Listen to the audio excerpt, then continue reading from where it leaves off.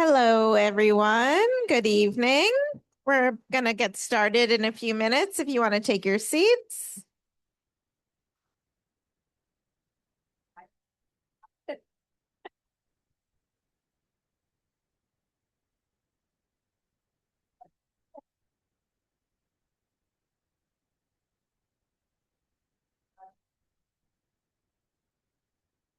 Yeah, and then it just hangs.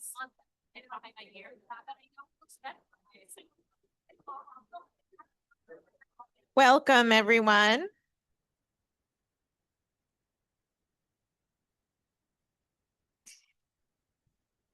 Thank you. Good evening. Hi, everyone. My name is Randy Zucker. I'm the Director of Arts, Community, and Culture here at the JCC, and together work with Karen Sanders to put together these programs. And she and I are pleased to welcome you this evening to our annual One Book, One Jewish Community book read. Little side commercial. This is Life at the J. Please notice the signs, if you can hold up a sign, that are around the room with the QR code. And please consider donating to our end of the year campaign. Your contribution, whatever amount feels meaningful and right for you, helps to ensure that the J continues to be a place where people can learn, connect, and thrive. Even the smallest contributions, when combined, create something extraordinary, and that is the power of community. We would be honored to have you join us in this effort. Together, we can make life at the J stronger for everyone. And now we are thrilled to have our special guest with us tonight and see such an incredible turnout. Before we begin our conversation, it is my pleasure to introduce Lisa Bleich, Chair of the One Book Community. One Book, One Community Book Read. Yeah, applause, applause. And our moderator extraordinaire. I think that's your official title now. Under Lisa's thoughtful leadership, this program continues to bring readers together across our community to share in meaningful conversations about literature, Jewish identity, and the human experience. And we are deeply grateful for her vision, energy, and countless hours she devotes to coordinating our book selections and keeping this community of readers thriving. And I want to, in the same moment, extend our heartfelt thanks to all of the members of the One Book Committee for their time, dedication, and devotion. More applause. We have a whole group of readers, if you're in the room and have helped with the selection, and your help to make this program such a success. Your commitment truly makes this community effort possible. So please join me in welcoming Lisa Bleich. Thank you. I stand up. I guess I'll just sit when I do this. So thank you guys. Well, actually, I'll stand, right? We're thrilled to be here. So thank you, Randy. Good evening, everyone. And welcome to the JCC One Book, One Jewish Community event. We're so glad you could join us for this special evening dedicated to the power of storytelling, connection, and community. Tonight, we are honored to welcome Jackie Friedland. She's the acclaimed author of Counting Backwards.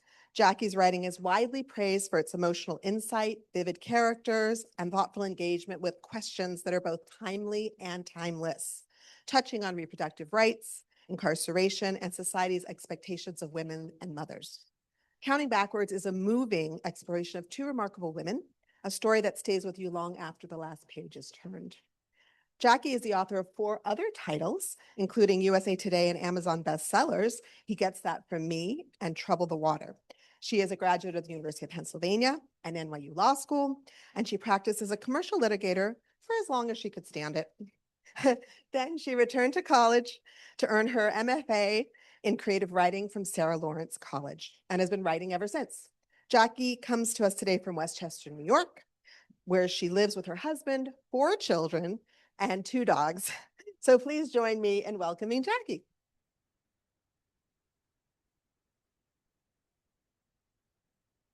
All right, well, So maybe just to kind of kick us off a little bit, why don't you tell us a little bit about your writing journey? Hi. Okay, that's working.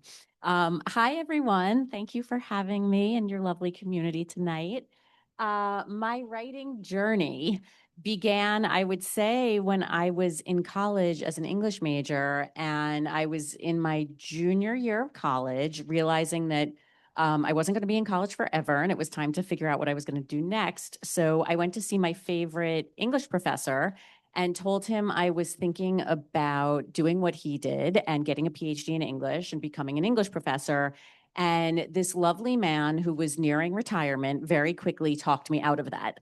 And he told me, what's not like it was when he started, and it's so hard to find a job. And even if you find a job, you don't make any money. And even if you don't care about that, it's a rat race to get tenure. And there's all these university politics and all these things that when he finished, I was like, yeah, that doesn't sound so great when you describe it like that. So he said, if there's anything else that you think you might be willing to do, try that first and see how it goes. So I went off to law school because my mother said to me, go to law school, you'll be qualified to do anything.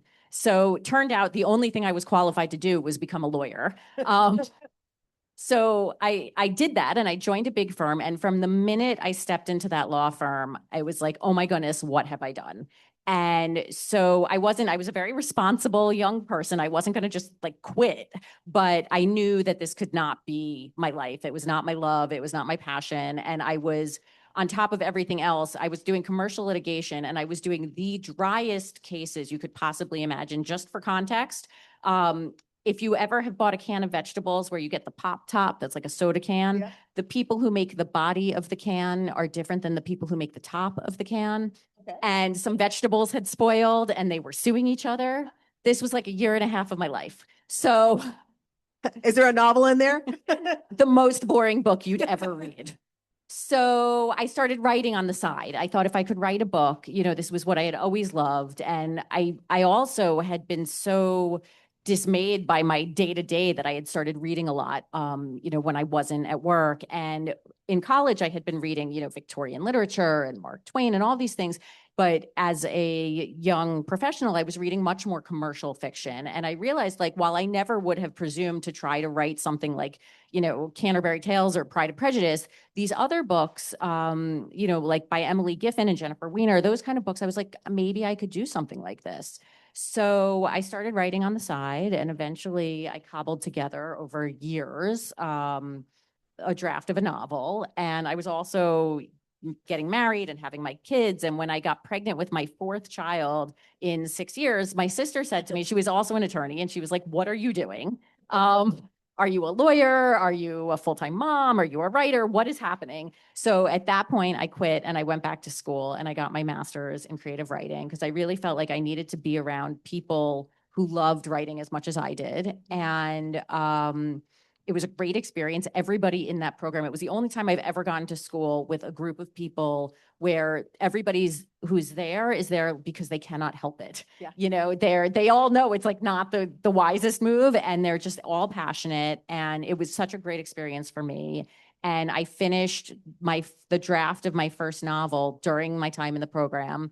And then I sort of rewrote the whole thing, start to finish, after I graduated. And I published it the year my youngest child started kindergarten. And I've just been writing ever since. That's amazing. And how old is your youngest child now? 14. There you go. So we've got 9 years of writing there, if I did the math right.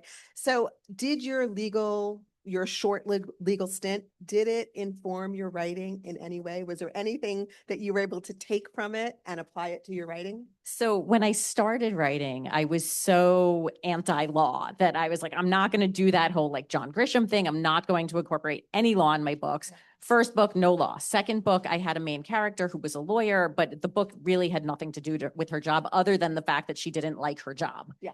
And then with each book I've worked on since, I find myself bringing in more and more law because I actually do find the law very interesting, like conceptually. It's just the day-to-day practice of it that didn't work for me. Got it. All right. So let's dig in. Let's dig into the book since I think everyone here has read it, right? Okay.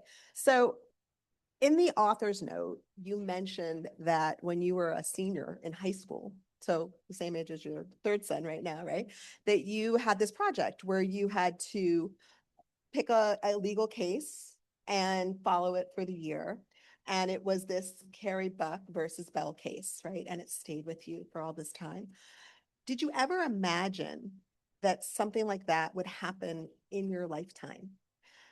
Not in a million years. Yeah. So yes, I read about Carrie Buck when I was 17, and she herself was sterilized at age 17. So Yeah. it really kind of hit me hard when I Yeah. read about it. And I think that case is what has sparked, I have an interest in reproductive rights that I've had since high school. And I believe it's because of that case. Mhm. And so fast forward to 2020, I'm reading the news and I see a headline that says the uterus collector. And, I'm immediately like, gross, Yeah. and click on the link. And it was this story about an immigration detention center in Georgia where women were claiming they were being sterilized without their consent. So my mind immediately went to Carrie Buck. Yeah. And I was like, wait, Carrie Buck was 1927. Here we are. It was 2020, almost exactly 100 years later. And how could this possibly still be something that's coming up? And I actually had thought over the years about possibly writing about Carrie Buck. And I, for various reasons, chose not to do so. And once I saw that headline, I was like, I have to bring these stories together and tell them both. And was it hard to interweave the two stories, or did it naturally fall out? It was really hard because if you've ever read another dual timeline novel, it's always the modern day timeline is always like somebody's descendant, and but Carrie Buck was sterilized. So she didn't have any descendants. Right. So it was very hard to figure out A, how to tie them together, B, how to do it in a way that would be meaningful. But eventually, so you've all read it, so I can spoil it. Yes, raise your hand if you don't want me to spoil it. Okay. Spoil it, spoil it. So when I thought, it's always like the savior from the past who inspires the savior in the present. Right. And I just sort of was like, but there's so much dark, dirty history here that if we make Jessa's relative one of the bad guys, it changes everything and it gives a lot more opportunity to explore the dark side of eugenics. Right. So once I figured that out, then I was cruising. Right. And I'm sure you were outraged as well, but just like learning that, that was a case that was the Honorable, Oliver Wendell Holmes, Louis Brandeis, who my alma mater was named after and inspired for social justice. Like, was that something that was going on just in Virginia, that law? Was it something that was rampant in the United States? So I have to say first about these justices, they were widely regarded as these great humanitarians. And I do believe that they thought they were doing something wonderful. They thought, it was this eugenics craze where they finally learned that you could breed out what they were calling undesirable traits, but that included things like getting rid of diseases and things that cause pain and despair. And like, that sounds great. Yeah. Until you start going down that slippery slope of what counts as a disease, what counts as undesirable. And all of a sudden you're like, oh no, this is the devil's work, know?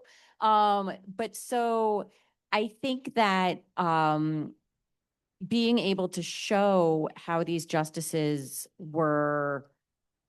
thought they were doing well and they were more or less wrong was something that I really wanted to play with. And Virginia was the first state that made one of these statutes that authorized sterilization. They called it their model sterilization statute. And it authorized sterilization of degenerates and epileptics. And I mean, like people who needed like the equivalent of welfare, they were like, we'll just get rid of them all. But following the Buck versus Bell decision, states all over the country enacted similar laws. Okay. And there's somewhere between 60 and 70,000 people were sterilized in America under the authority of these laws. Wow. And I also want to mention that the Supreme Court case has actually never been overturned. Thankfully, most states have repealed their statutes allowing for sterilization. So there's not really been an opportunity for one of those cases to make its way up to the Supreme Court because there's no law to challenge. But there are states that do allow it because there are children and adults who are severely disabled whose caregivers still feel that they're better off not menstruating or not whatever it may be. And there's some situations where it actually is murky, and I'm just glad I'm not in the position of having to decide when it's okay. Right. not. No, I mean, and it's interesting because even like not so much eugenics, but with like the CRISPR technology, which is, looking at how you can get rid of certain things, which is we're all thinking is good, but there's also a possibility for it to, to go awry. Let's talk a little bit about Jessa, the main character. So I have to admit, and I don't think I'm alone here, that I actually found her kind of annoying. Who found Jessa a little bit annoying? Anyone, right? And so I'm wondering, was that intentional? I mean, because like everything, like I would see like, oh, she was so mean to Vance, and Vance seemed like a nice Jewish guy, right? And then here she is, always looking at him in a negative way, always turning things around, kind of catastrophizing things. So was that an intentional part on your part? And what was fun about writing it, and what was challenging about writing that character? We're going to have to talk about Vance, but We'll talk about Vance.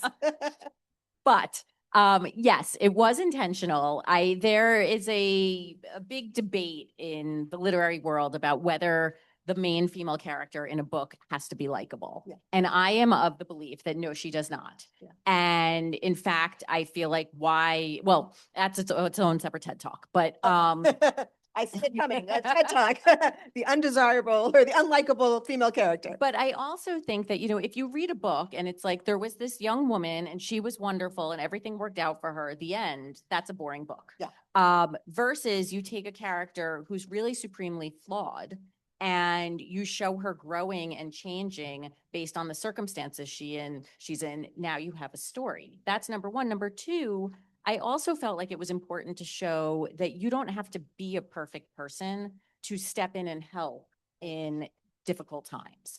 And so and third, Jessa needed some of her own personal challenges to make her job harder in stepping forward to help these women and overcoming her own, emotional blocks and all of these things.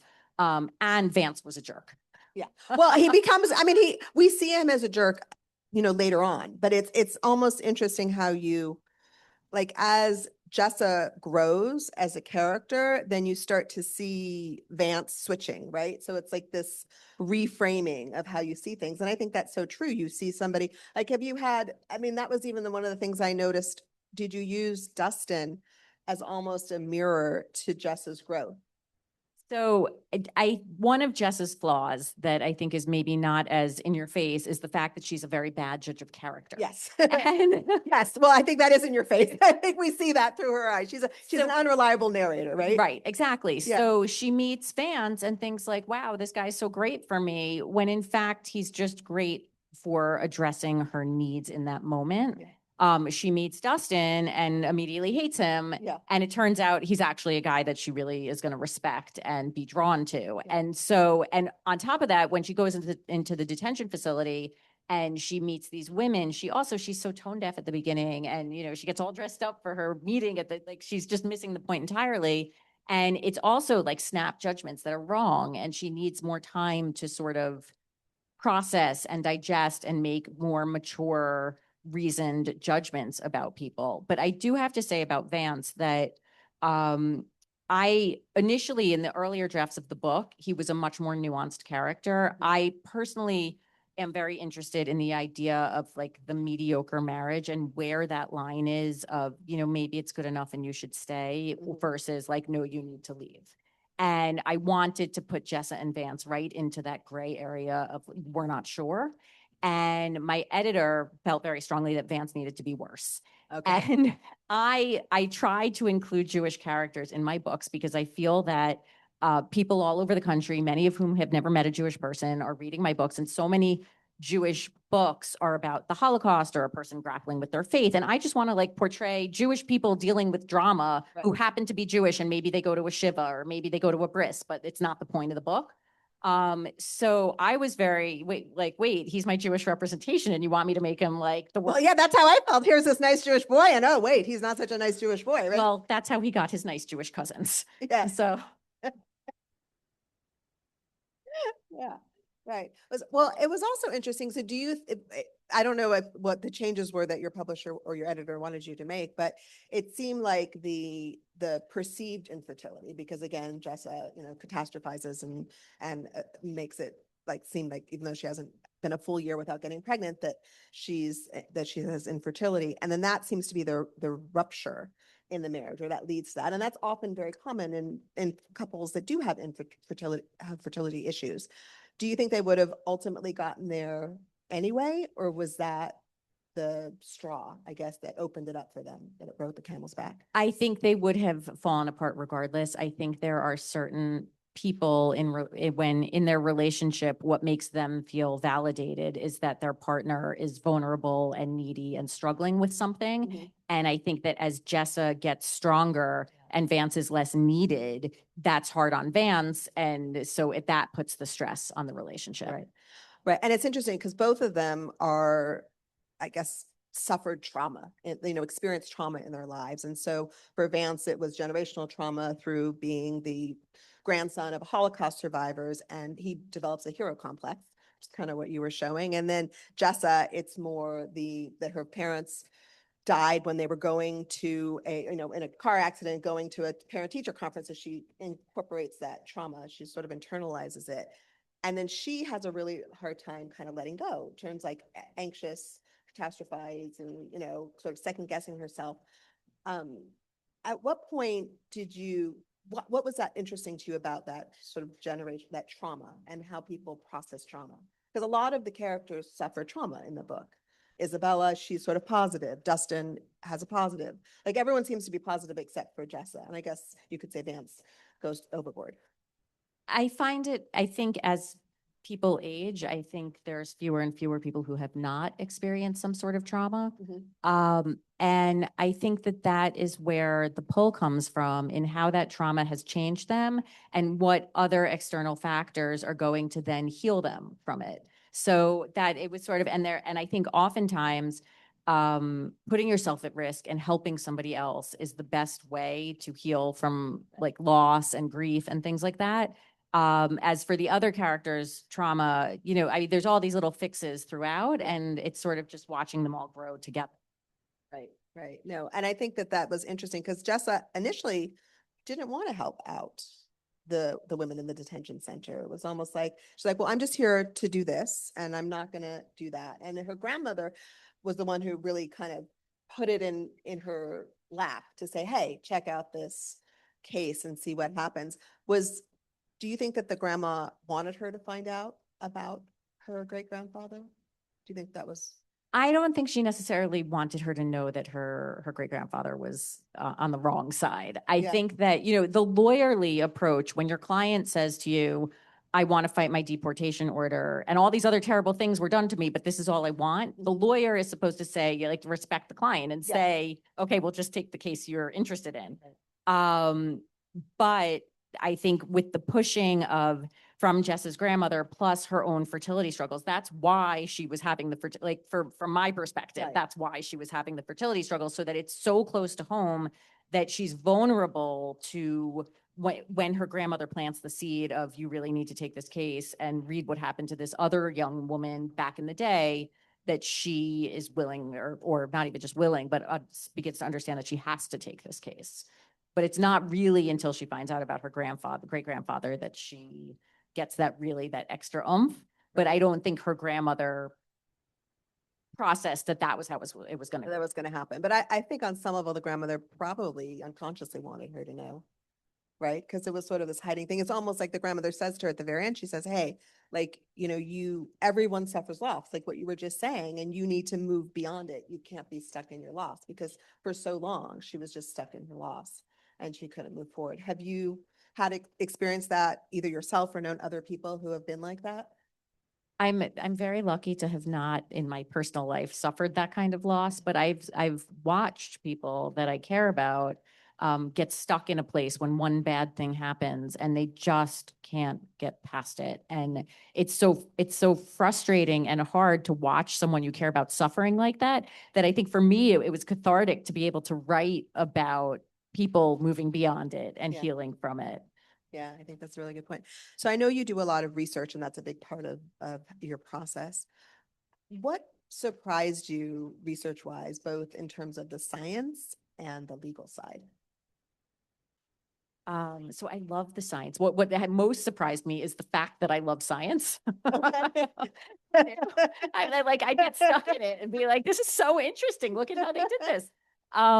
One thing I didn't know, a lot of you probably do, but I was not aware prior to writing this book that many prisons and detention facilities are privately owned and operated for profit. That was news to me, and it was sort of like a big wake-up call.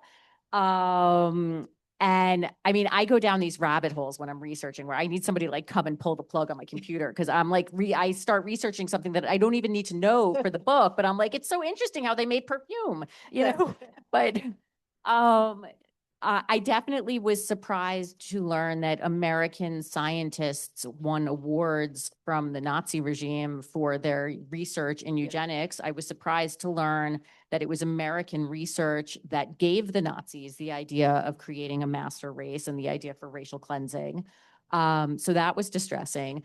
And in fact, what I did know is that all of this research was generated in Cold Spring Harbor on Long Island, which was more or less, I grew up in Syosset, but right on the town line. It was like basically in my backyard. And that was crazy for me. I also have to say there's a man named Paul Lombardo, who's sort of like the ultimate scholar on all things Carrie Buck. I read his work when I was in high school and doing projects on the case. And after the book came out, it took me like 2 months after the book came out to finally work up the nerve to find this guy and write him an email. And I told him I wrote this book and that I had used his research and cited him in the back. And could I send him a book? And he was like, so nice. He's still teaching law at a school down in Georgia. And he said, send him a copy. I sent it. And that was at this point, like 6 months ago. And he just this week emailed me and told me he was going through his materials in his office and he stumbled on a law review article that he had written about Buck versus Bell in like the 80s. And it was his law school didn't want it. So he sent it to NYU, which is where I went to law school, and that their law review published it. He said, I think you went to NYU. Like, do you want it? I'll send it to you. And it like literally yesterday, I opened it in the mail. It was like so cool for me. I'm like nerding out over it, but it was really exciting. And didn't you say that you didn't learn it at NYU? I did not learn it. You did not learn it. So now maybe they'll learn it at NYU. It's funny because after you said that, I asked my friend who graduated before you, who also went to NYU Law School. She said, I think I did, but she probably didn't. She probably just didn't remember it. But I will tell you, in NYU's defense, while I was working on the book, I was in touch with a former law professor of mine who's still there. And because I wanted him to get me in touch with the immigration clinic, the people who lead that at the school. Right. And he put me in touch with these two professors who run it, and they were super nice, and they've written books, and they were very lovely and helpful. So even though I didn't learn that case, they're doing a lot of good work there. Good. Yeah, of course they are. I wasn't trying to disparage NYU. I just thought it was funny that now you're kind of coming full circle and getting it back in there. So what's happening in the detention centers right now? You've been keeping up with that and well, so when I read the headlines in 2020, and I knew I was going to start writing this book, it takes like a year, give or take, to write the book, then some time to sell the book, then another year to get it through the publication process. So I was thinking then, I'm sure by the time I actually get this book out into the world, immigration's not going to be such a hot topic, but oh, well, little did I know.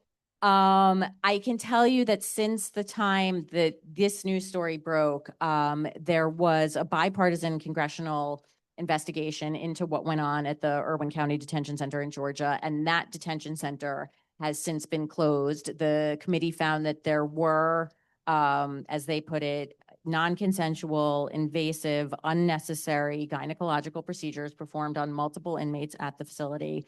There was also a federal class action filed that was going on for years. It has since, it's after the book came out, the case settled, and the terms of the settlement are not public. So unfortunately, I can't share what has happened. I hope that the women got some form of justice. The inmates who were at that particular detention facility have been moved to a different facility, also in Georgia.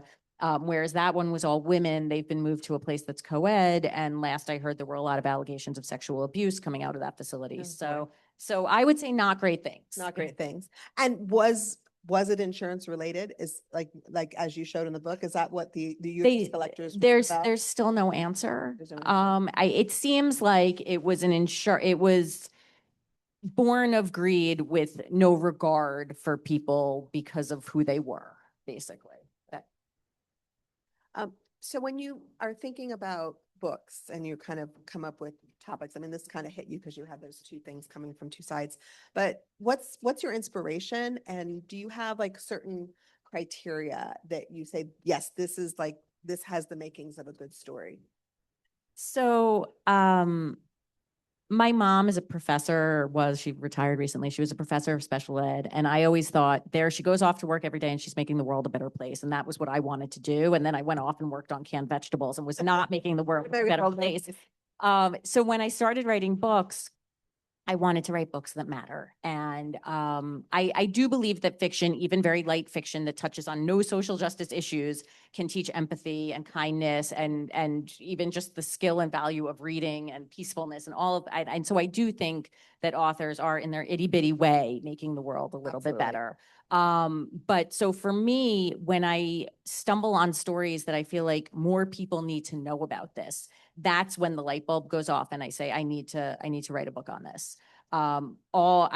With the exception of my my second book, all of my other books have been somehow based on news. Even two of the books are historical fiction, but so they're based on old news, but still based on news. Yeah.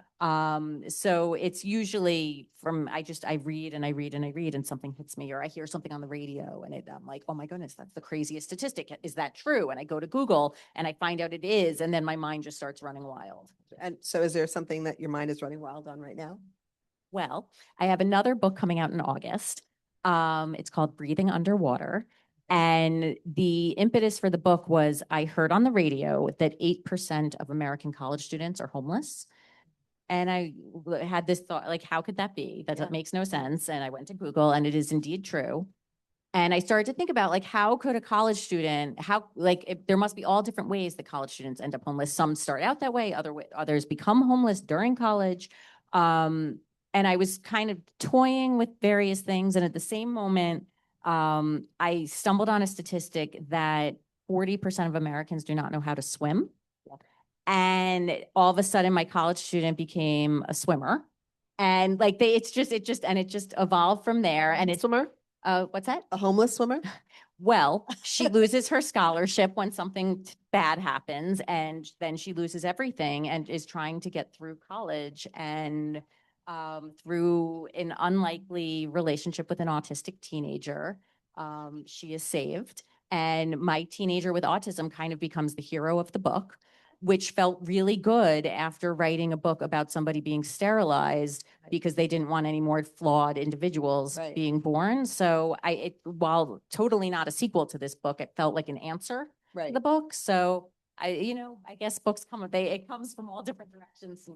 Yeah, but no, it is true. There is a big problem with homeless college students and also food insecure. Usually during the holidays, if they're homeless, they don't have food, they don't have a place to go. So it's definitely a problem. I think you like the unlikely hero. I love the unlikely hero. Yeah, I think that's kind of one of your themes. So tell us a little bit about your process. Are you a plotter? Are you a pantser? Are you kind of in between? I am by nature somebody who will outline and stick to it. And like, if I'm saying at 9:02, I'm going to be there, I'm going to be there at 9:02. But so when I started writing my first book, I wrote this very extensive outline. I worked for like months on my outline. And when I started to write, it was like an hour before I was off on some other tangent. And I was like, oh no, I have to redo my outline. And so I spent a few days fixing it and, went back, started writing again, veered right away to a different idea. And this happened a few times. And finally I was, forget it, no outline. I'm just going to write the book. And so I know, and now I know that, and I know that it's a waste of my time to try to outline it. And so I know the question at the beginning, and I know pretty much where it's going to end up, and maybe some essential plot points or beats in the middle. Mhm. But how the characters get there is like, I feel like I'm like going for a ride. They take me with them. And I don't start writing until I really know my characters. And I know, this one would never say something like that. Right. And he would never wear that outfit. Like I really have a sense of who they are. And then I just let it go and they take me places. They take you places. That's fun. And have you, in terms of your process, like, are there things that you had to change, like that your publisher wanted you to change, the editor wanted you to change, other than Vance's character being, meaner? Was there other things that you really didn't want to change and that you had to, and then ultimately you thought that it was better, or that it ultimately was worse? I think my answer is going to be boring because no. I've been lucky that my editor, like usually the edits I get are more things like, I really was interested in the way he reacted there. Can you show more? Okay. Not change it. Vance was my only thing that was make him a little different than he is. Got it. And what about the audiobook? Do you get to choose who the narrator is? They typically send 3 or 4 samples of voices, and I get like less than a minute of Yeah. airtime, and to listen to it and say like, I like this one better than that one. I'm not a huge audiobook listener. I very much prefer to actually read the book. So I don't feel great expertise in picking the people. So I often say to the publisher, like, if you feel strongly, you tell me. Right.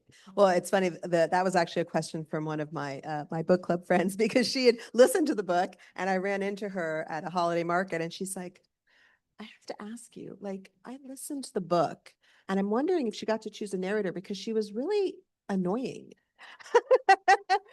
And did it come across that way when you read it? I said, yeah, it did. It was the same. So she wanted me to ask you that question because she was wondering, like, Jessa. maybe it's just good old Jessa. But she does grow, and that's good. I mean, it's good to see that somebody can grow, because you don't want somebody to be stuck, stuck in that place all the time. What was I was trying to figure out, what is the significance of the pomegranates? Oh, this is so great. So also in terms of what I have say over and what I don't have say over, they sent me 4 versions of the cover, but the only thing that was different on each was the color of the font. It was like, it could have been navy blue or purple. They told me they like pink best, please pick the pink. So, and then there was the pomegranate. And what I did not know is that the pomegranate is an ancient symbol of fertility. Oh, Which, as soon as they said that, I was like, oh yeah, that totally makes sense. Cause like, it's got all those like pulpy seeds and, it's like actually very kind of fleshy and yeah, almost grotesque if you think Right. too hard about it. But I sort of fell in love with it because it's also, if you look at it, it's like, it's got like 4 chambers, like a heart, like a human heart, which I thought was kind of cool. And what else is cool? So this book is published by HarperCollins. But my imprint of HarperCollins is Harper Muse. They're based in Nashville, Tennessee, and they publish Christian fiction, historical fiction, and Southern fiction. And in their little office, there is not a single Jewish person. Okay. And I'm like, they gave me a Jewish fruit. How did they know? Maybe they looked it up. Let's see. so- Jewish fruit. Right. I mean, like, you can't walk into a Judaica store without finding pomegranate things. Right. And if anyone does not know, the pomegranate is said to have 613 seeds, which is the same number of commandments there are in the Torah. So I just thought it was like the perfect tie-in. There is a line in the book when Jessa's thinking, like, learning about pregnancy and her pregnancy, and it says she's on at like babycenter.com or something, and it's like, this week your baby is the size of a pomegranate seed. Yeah. So it all ties in that way. Right. And what got you interested in infertility? So again, I mean, it was beginning with Buck versus Bell. Yeah. And in high school, and I just, ever since then, it's my own personal passion, I suppose, as like a woman. And I'm very interested in family in general, in my own family, in people who want to have families. And I don't know, it's just something I gravitate towards. People tell you, like, write what you know. And there's, in each of my books, there's a lot of research and things that I did not know about beforehand, but I do know what it's like to desperately want a family and to care deeply about your family. And I think that finds its way into each of my books. Right. And for Jessa, it was also a way to, like, replace her parents that she had lost. Exactly, which is another one of her flaws, because she's like not so generous about alternative ways of building families. Right. But she wants to see some resemblance to her parents and her child, hear her father's laugh, see her mother's smile, something. She thinks she's going to get back a piece of what she's lost. Right. No, that makes sense. I mean, for her character. Is there anything in the works for like a movie or a TV series or If anything? anybody knows a producer, send them my way. So I apparently have a terrible head for business. where the money is in books is in book to film. Yeah. And I keep writing books that are very hard to turn into films. So they're especially, it's historical is very difficult because the sets and the costumes, all of that is much more expensive. And then if you have dual timeline, you've got double the sets and double the characters. So, I mean, I would love it for it to happen, but there's nothing in the works. You send it to Reese? Yes, Reese has it. Reese has not commented. She's not commented on it, yeah. Good. So how do you manage the writing? You've got 4 kids, I know 2, well, I guess almost now 3 are out of the house, but how do you manage just keeping up with your writing, your family? And no, you don't teach. Why did I think you taught? You Have did- taught. You have taught, but you don't do that anymore. Mm-mm. You're just writing, yeah. I'm a mess. I do what I can, luckily, I mean, once my kids started full day school, it was Yeah, life changing. Changer, yeah. And, on the days where nobody has strep throat and nobody, suddenly broke their arm or something, I am at my desk, right, and working on my writing. And it's usually during school hours. I did just have to turn in edits on my next book, and I had like a month to do a whole bunch of edits, and it was like, every night and like early in the morning, I'm just doing it. Like I respond very responsibly to deadlines. So I got it done. It was like being in finals, and you're just there and you're working. My husband kept being like, really? You really have to do it now? I'm like, yeah, I really have to do it now. Yeah. So I just, I don't know. I would say I do the best I can. Well, you obviously do a very good job because you've got a lot of books in the works. So I want to open it up to questions. Are there other people that have questions that you want to ask?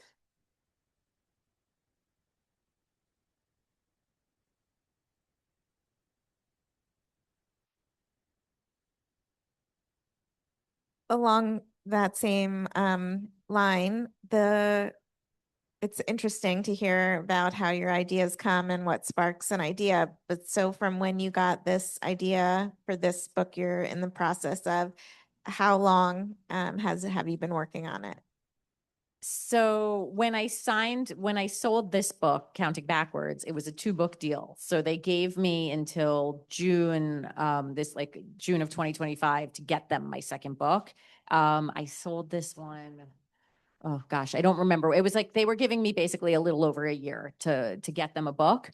I took maybe 3 months to come up with what I was going to write. And then I again, like having the deadline was the best thing and the worst thing, because it made me do it. So it's now finished. And it's going to come out. And I handed it in end of November, and it'll be out in August. So it's like 9 months, like a baby. Yeah. That's Yeah. that's a lot of writing. Anyone else have a question? Okay. Hi, I just realized that I also read your book, He Gets That For Me, which I loved, and it kept me thinking about it for days. And that also has a lot of reproductive. So I know we're not talking about that book, but did that also come from the news? And why are you so into the reproductive thing? So for those who've not heard of He Gets That From Me, it's the story of a woman who serves as a surrogate mother and finds out 10 years after the fact that she accidentally gave away her own biological child. And yes, it came from the news in that I was working on a different book that I never ended up writing, and it wasn't pulling me in. And so I was like reading silly news online. I think it was in some magazine like People or some equivalent. And I found this story about a couple that was trying to have a baby through surrogacy, and they had twins. And when the twins were born, one of them, I forget the races of the couple, but the surrogate was one race and the intended parents were a different race. And so like I'm making this part up, but one baby came out looking Asian like the intended parents, and the other baby was Black, like the husband of the surrogate. And these 2 babies went home with their intended parents. And it took about 3 months for the families to say, like, we should do some testing here. What is going on? And they very quickly determined that, in fact, one of the babies was from the egg of the donor, and the other baby was the biological child of the surrogate. And so I'm like reading this story. I'm like, I took science in high school. I know that like once you're pregnant, you can't get pregnant again, but actually that's wrong. Go home, go on Google, look up the word superfetation. It is the process by which a person can become pregnant, even if she's already pregnant. And it's very, very rare, which is why we don't learn about it, but it's real and it's true. And there's a theory that a lot of fraternal twins are actually conceived that way. And that's why the babies are often very different sizes. But so I was floored, right? Like, what? And so I was just thinking about it for a few days and I'm like, but what, like, they're lucky they weren't all the same race because they never would have. So that was my idea for my book. They're all the same race and they don't know. And when the kids are 10 years old in 5th grade, they do it like a genetics project and the dads are like, it'll be fun to do a 23andMe. And when the results come back, something doesn't add up. And that's the story. Yeah. Yeah. And why am I just find it interesting. I just.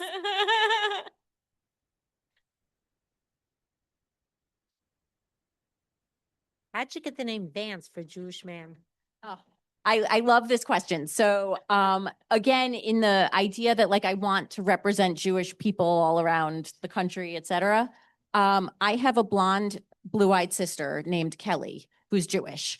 And I think that not all Jews are named like David Stein, and I wanted to just kind of show that. And then I was like, and you know what? He could have been named after like a Ruvain or something, and they made it Vance. There's ways.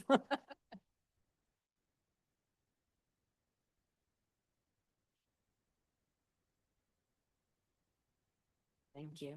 I think this is a two-part question. One is, do you have fun writing your books? And does it ever get boring? And how do you keep it going so that like you can take up whatever 200 something pages like how do you stay fertile? Fertile.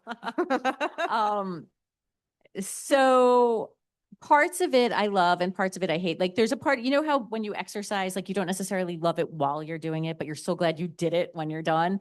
There's those moments. I hate writing a first draft. I find it like pulls out my soul in a way that's like painful.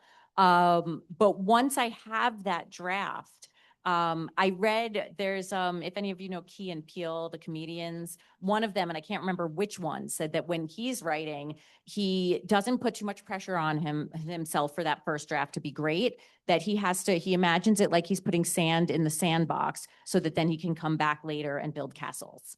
And that's what it feels like to me. Like I'm just throwing in dirt in the beginning. And then when I go back and I'm editing and I'm adding and I'm layering and I'm dropping hints of things that are going to happen later into earlier parts, that to me feels like building castles and it feels exciting and fun. And I do love it. But there are definitely hard moments where I'm like, why this? And I definitely also have moments where I'm deep into a book and I start thinking, this is never going to work. Why did I start this? I'm not writing this book and I need to kind of walk away. And I have a writing group who I'll go to them sometimes to talk through whatever I'm stuck on. And that's very helpful. But I don't know, there's not that many things that I feel competent doing and writing is one of the few. So I keep going back to it. So many different parts of becoming an author, right? There's the writing, there's the editing, which you're very good at, the research. Those are all things in your wheelhouse. And then there's the marketing, right? And then there's all those other parts of it. So what are the parts that you talked about, the writing parts that you love? What about the other parts? Do you find that you really like, that you really hate, that you wish you didn't have to do? The social media, oh my goodness. If you want to go look, if you want to see me making a fool of myself over and over and over, go look at my Instagram. As I told my children, I said I could have dignity or I can sell books. And I don't like having to self-promote. I don't like having to say to friends, come to my event. Sometimes they just show up, which is amazing. And I for me, I don't love to think about it from the business side. It's important and I do it, but that's not the fun part for me. That's the equivalent of like being a teacher and having to sweep your classroom at the end of the day. It's just, you have to do some things you don't like.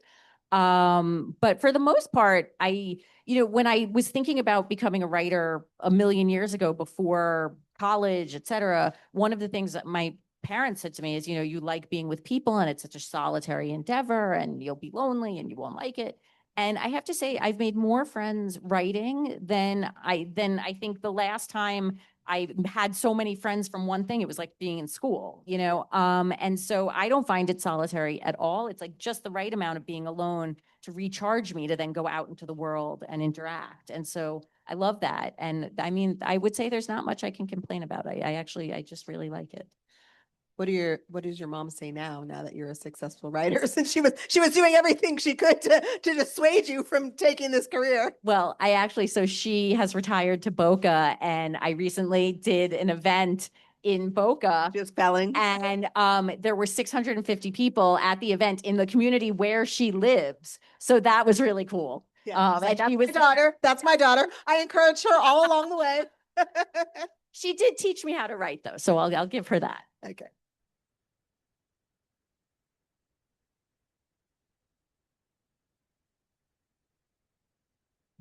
Hello, being that it's, I don't know how many people know it's Jewish Book Council's 100th year, and it is been Jewish Book Month, and I know there's been a push on social media to promote Jewish authors. I personally have been reading a lot more Jewish authors in the last year and a half, 2 years, and I just started a Jewish book club.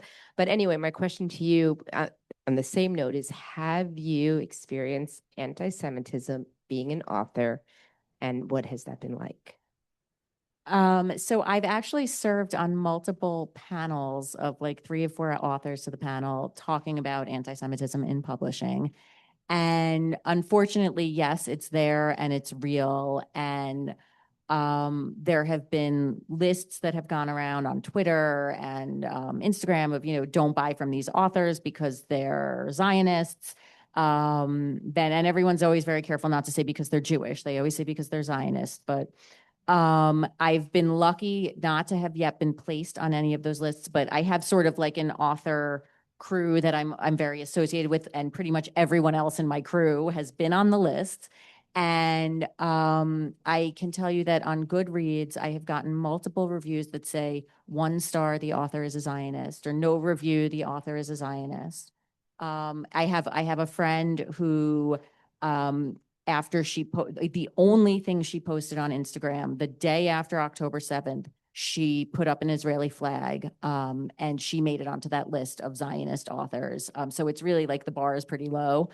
I think that it's a time where I don't think that publishing houses are saying like, we're not going to publish Jewish authors. But I think that if they're deciding between 2 books and one author has a very Jewish name and the other does not, I think that for the first time in a really long time, they're going to err on the side of the non-Jewish author for their own, for their bottom line, like, which is a shame. And I think just now, like in the past couple of months, there's a lot of organizational push to try to help Jewish authors. And I think people are finally like realizing this is real and it's really happening. And, the National Book Awards, I can't remember if it's the National Book Award or something of that ilk, for the first time ever had like no Jewish authors on their nominee list, which is crazy when you can look at the number of writers out there who are Jewish. So what I would say to this room is like, if you want to help a Jewish author, the very, very best things you can do are, number 1, go online and give the books reviews. And number 2, buy the books so that publishers can see that regardless of what's going on, whatever the climate may or may not be, people are still buying the books. So help. I'm not. I'm very friendly with her, but we are not related. There's an Alyssa Friedland, who's a wonderful author, but just a friend. Along those lines, this will make a great Hanukkah book, a gift for someone, or a hostess gift. And we have books for sale, and Jackie will be so kind to sign your books for you. And we want to thank you and Lisa for such a great conversation. Thank you so much, everybody.